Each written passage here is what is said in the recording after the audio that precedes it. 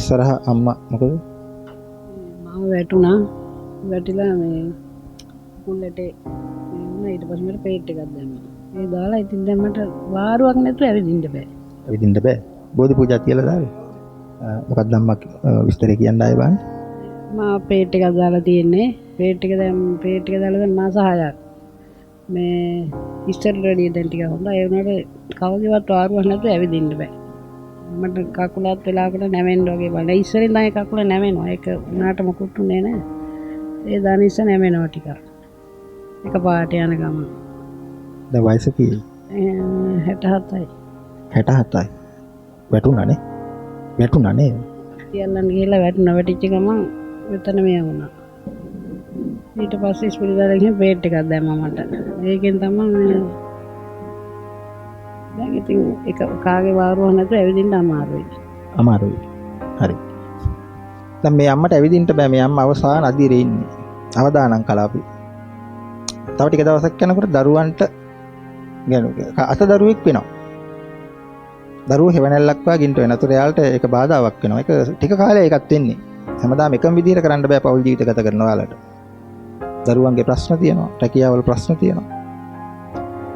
පොඩ්ඩක් හරි මග ඇරෙනවා. මේ චරිතේ අසරණ වෙනවා. ඒ අසරණ මිනිස්සු තමයි ගොඩ දාන්නේ ටික කාලයකට හරි. හැමදාම ජීවත් වෙන්න අපි කවුරුත් ඇවිල්ලා නැහැ. වයස අවුරුදු කීයද? 50ද 60ද 70ද? 70 නම් තව පැය 20000ක් විතර ජීවත් වෙන්න තියෙනවා. 60 නම් තව පැය 40000ක් 50000ක් පැය ජීවත් වෙන්න තියෙනවා. පැය වලින් ගන්න. 50 නම් පැය ලක්ෂයක් ලක්ෂයකමාරක් ජීවත් වෙන්න තියෙනවා. පැය වලින්ම ගන්න. 60 වුණා නම් පැය 522000 ගාණක් ජීවත් වෙලා ඉවරයි. පැය. ඊටු පැය ගාණේ කරන බලු වැඩ ටිකනේ අපි තිරිසන් සමාජයක් ගොඩනගිලා ඒ තිරිසන් සමාජයේ ඔය කරන බලු වැඩ වලට උත්තර දෙන්න සිද්ධ වෙලා තියෙනවා අපේ හාමුදුරුවනේ සමාවෙන්න ඕනේ. මොනවා කරන්නද? කියන දේ නාහන මිනිස්සු අපේ මිනිස්සු ඇසට දකින දේවත් විශ්වාස නොකරන જાතියක් වෙලා. බොහොම දුකයි කනගාටුයි. මේ වගේ රත්තරන් අම්මලා මං අතින් දහස් ගාණක් සුව වුණා. කිහිලිකරු විසිකලා ධර්මශාලාවල හැරමිටි ගොඩ ගැහුවා මේ වෙද මහත්තයා. ආයෙ හැරමිටියෙන් යන්න ඉඩ තිබ්බේ නෑ මම. පුදුම බබලීමක් ඒක. ඉතින් මේ කීප දෙනෙකුට හරි අවස්ථාව ලැබුණු මොහොතේ මමත් උපරිම ලෙස ප්‍රයෝජන ගන්නවා. ඔයාලගේ ජීවිතවලට අපි බලමු මේ අම්මට ලැබෙන සුවය. හරි. ඒ දරුවෝ දන්නවනේ අම්මයි විද්දේ කොහමද? හිටියේ කොහමද කියලා නේ. මේ රෝගියා සුව වුණොත් මෙතන ඉන්න අද ආපු අයට තේරුම් ගන්නට මේ අම්මා ඇති. වෙන කවුරුත් ඕනේ නැහැ. හරි.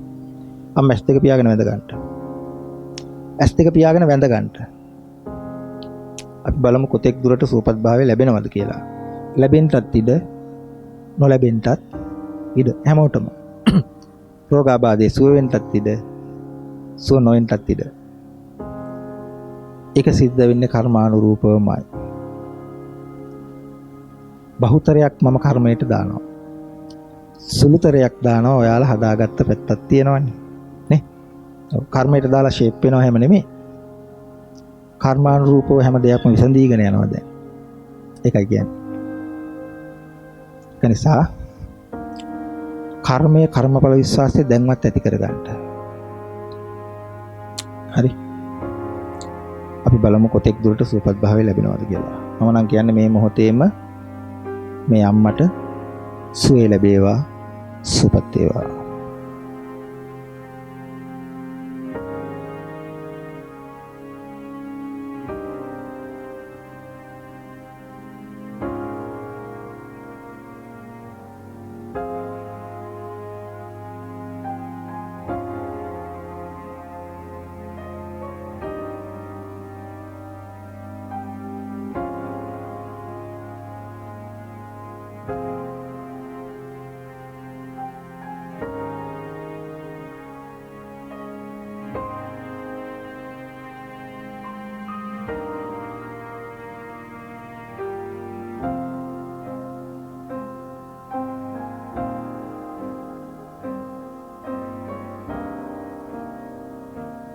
මොකද්ද?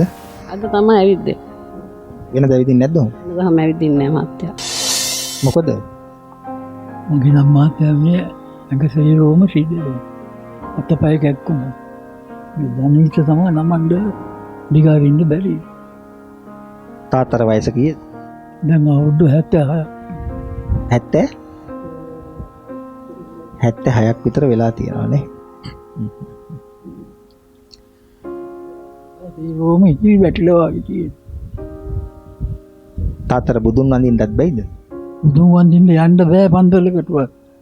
සාමාන්‍ය දැන් පසඟ පිහිටුවා වඳින්න බැයිද? පසකමෙන් පීටෝකට වඳින්න බෑ. හිටගෙන තමයි සේරෝම කරන්නේ. මේ තමයි යාළුවා නේද? මෙයා තමයි මිතුරා. ඔව්. ඔව් මේ ඉතින් බිරිඳ වාගේ වෙනවා කාලයත් එක්ක. වයසත් එක්ක. ඒක ඉස්සර අපේ අත්තලගේ මුත්තලගේ කිරිකිත්තලගේ නත්තලගේ පනත්තලගේ ඉතින් මේ වරදින්නේ නැහැ නේ. පොයින්ට් එක තියලා පොයින්ට් එක කරකෝල උඩට පුදුම ගහම්බීර ගතියන්නේ තියෙන්නේ නේ. දැක්කහම ආසයි හිතෙනවා. ඔව්. ඉතින් ඒ පරම්පරාවෙන් පැවතීගෙන එන බොහොම පින්වන්ත තාත්තා කෙනෙක් තමයි මේ ඉන්නේ. මේ තාත්තට පසඟ පිහිටුවා වන්දවන්ට මට හරි ආසාවක් ඇති වුණා මේ වෙලාවේ. මං හිතන්නේ අවුරුදු ගානකින් කොච්චර කාලෙකින් වැඳලා නැද්ද? දැන් මාස කොහමද අවුරුද්දක් විතර වෙනවා. පසඟ පිහිටුවා වැඳේ නැහැ. වඳින්න ධනිත නමන්න බෑ. හරි. අද මං මේ වෙද මහත්තයා වන්දවන්නද? හොඳයි වඳ කොහොම හරි කරලා ඉඳ ගන්න පුළුවන් කොහොමද? ගේ ඇතුළේවත් ඇවිදින්න බෑ. හරි. එතකොට තාත්තත් එක්ක කවුද ආවේ? හරි. බෝධි පූජාවක් තිබ්බද? බෝධි පූජා තියනවා මොකටවත් යන්න බෑ. දරුවෝ නැද්ද? දරුවෝ ඉන්න 3 දෙනෙක් ඉන්නවා.